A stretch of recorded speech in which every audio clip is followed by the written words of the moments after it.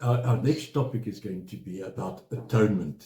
And I think for many of us, this is quite a mystery. And I would just like to read three verses um, and put an emphasis on the last one. It's in Romans chapter 3, verse 23, one of the best known verses in the entire Bible. For all have sinned and fall short of the glory of Yahweh, being justified freely by his grace through the redemption in Messiah Yeshua, whom Yahweh set forth as a sacrifice of atonement, through faith in his blood, as a demonstration of his righteousness through the remission of our sins that are past in the forbearance of Elohim. Mm-hmm. There's a lot to unpack in that, and again, you'll hear a couple of these verses talk about a sin offering, which we'll get to. That one talks about redemption, which we're going to get to. So let's focus on atonement for one piece. What is atonement? So, if we look at what this word is, in some translations there will have a really interesting English term. It's called propitiation, but the Greek is called henisteron, and that means that it is the atonement cover or mercy seat, particularly. Okay, and the reason then you think about, okay, atonement, and how does that apply to the mercy seat, right? Mm-hmm. So when I'm looking at the cross, again, we have to understand that in the way we kind of get taught and how our minds work is very much in Greek thinking model. The Greek thinking model focuses on definitions and, this is this and everything fits in its little box, and I'm happy that they don't touch science. Hebraic thinking is slightly different. Hebraic thinking thinks in pictures and functionality. Okay, so we use a lot of certain words. He wants to allude to the functionality of it. And this is what I want to try and unpack for you guys. We hear a lot about, the Day of Atonement, and Messiah atones for our sins. But what does that practically mean? Now, the word comes from this word kafar. Okay? And kafar basically means to cover. Now, there's an interesting picture in this, is that when Noah built the ark, puts wood on it, what does he cover the bottom of? Pitch. Yeah, pitch or tar, depending on your translation. And what does that pitch do? Keeps the water out. Right, okay. From a, let's say, a spiritual perspective, you're saying it separates me from judgment. Mm-hmm. So the kafar, or the covering, now gives me something else. There's judgment upon the earth, and the atonement separates me. Keeps me above the judgment. Right, so it separates me from judgment and death. The kafar, or the atonement, is now bringing me to life.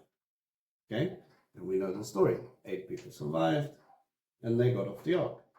There's another interesting wordplay when it talks about the lid of the Ark of the Covenant. In Hebrew, it's called the kapuret. Same word that comes from kafar or kapera. It's the same root, which literally means the atonement or the covering. Okay? And where does the high priest go on Day of Atonement? Into the Holy of Holies. And he puts the blood on the kapuret, right? To provide atonement. So he puts the blood on the covering, which again, Messiah becomes our covering. So if we start to look at this from, again, the cross perspective, through Messiah's blood, there is a covering from judgment that keeps me safe in life. If I take that same picture and I apply it to what the high priest does on Day of Atonement, he goes into the Holy of Holies and they atone for my sins so that God can continue to dwell with man. Right? In essence, if he's here, we still have life. If he's with us, we will still be blessed. We will still have Emmanuel in fullness of that. Now, if I may take this just one step further, this might interest some of you, it might not. Messiah uses an interesting phrase. Okay, he says, the kingdom of heaven is at hand. In Hebrew, it's Malchut Hashamayim Karva. Now, Karva carries the same root as Kafar. So let's take that back. The kingdom of heaven is at hand, or Covering. atonement. So what does he mean? That says the atonement for you to be part of the kingdom of heaven, in a sense, is literally sitting in the mercy seat. It's literally the separation between life and death in judgment, but it's also right here for you to go forward. Okay?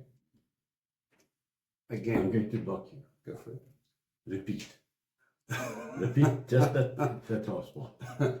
Vince doesn't do pause and repeat very well. I really remember what I said. Ultimately, that with the kingdom of heaven at the bottom, the kingdom of heaven is alluding to the fact that the kingdom of heaven is a covering.